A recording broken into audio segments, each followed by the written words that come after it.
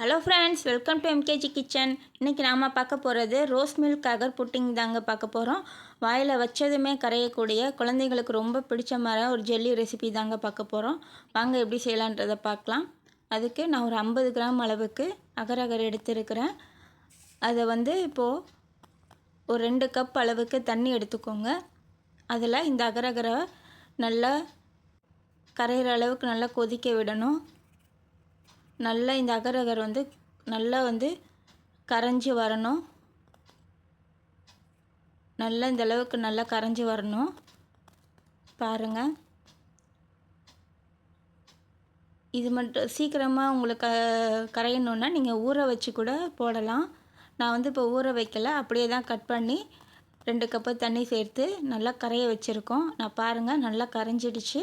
இந்த மாதிரி நல்லா கரைஞ்சி வரணும். இப்போ அடுத்ததாக இதை எடுத்து வச்சுட்டு அடுத்து ஒரு பாத்திரத்தில் நாம் பால் கொஞ்சம் 1 கப் அளவுக்கு எடுத்துக்கலாம். இந்த பாலை காய்ச்சிக்கலாம். பால் நல்லா பொங்கி வர டைமில் நம்ம தேவையான அளவு சர்க்கரையை சேர்த்துக்குவோம். சர்க்கரையை போட்டு நல்லா கரைஞ்சி வந்ததும் இப்போது இந்த பால் கூடவே நம்ம அகரகர் கரைச்சி வச்சுருக்கோம் இல்லையா, அதுலேயே இந்த பாலை மிக்ஸ் பண்ணிக்கலாம். இப்போ இது ரெண்டையும் நல்லா சேர்த்து நல்லா கலந்து விடுங்க. இப்போ இது கூட நான் ரோஸ் மில்க்கு சேர்த்துருக்கேன். ஒரே ஒரு ட்ராப் தாங்க விட்டுருக்கேன், ரொம்ப கலர் சேர்க்கலை.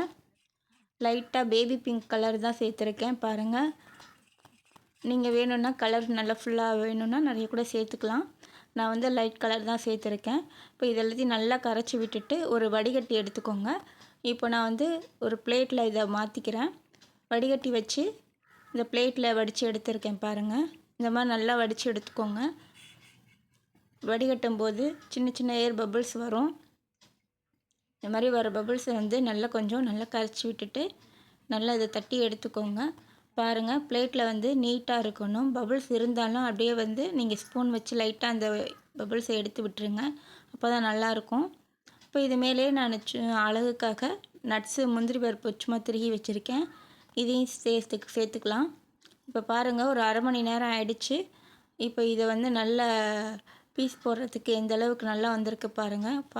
நல்லா சாஃப்டாக அப்படி வாயில் வச்சதும் கரையக்கூடிய அளவுக்கு இருக்குது பாருங்கள். இந்த மாதிரி செஞ்சு வச்சோம்னா வச்ச நிமிஷத்துலேயே பசங்க எடுத்து காலி பண்ணிவிடுவாங்க. அந்தளவுக்கு சூப்பராக இருக்குங்க. நம்ம ரொம்பலாம் பொருளை சேர்க்கலை, ஈஸியாக நம்ம ஒரு 3-4 பொருளை வச்சு தான் நம்ம செய்ய போகிறோம். ரொம்ப நேரம் டைமும் எடுக்காது. ரொம்ப ஈஸியான பொருள் தாங்க. நீங்களும் ஒரு முறை ட்ரை பண்ணி பாருங்கள், கண்டிப்பாக நல்லாயிருக்கும். நல்லா வெயில் டைமுக்கு சில்லுன்னு இதை ஃப்ரிட்ஜில் வச்சு கூட கூலிங்காக கூட நீங்கள் சாப்பிட்லாம். நான் இதை அப்படியே தான் எடுத்திருக்கேன். ஒரு 1/2 அன் ஹவரில் நமக்கு எப்படியா இருக்குது பாருங்கள். சூப்பராக வந்திருக்கு. நீங்களும் ட்ரை பண்ணி பாருங்கள். தேங்க்ஸ் ஃபார் வாட்சிங்.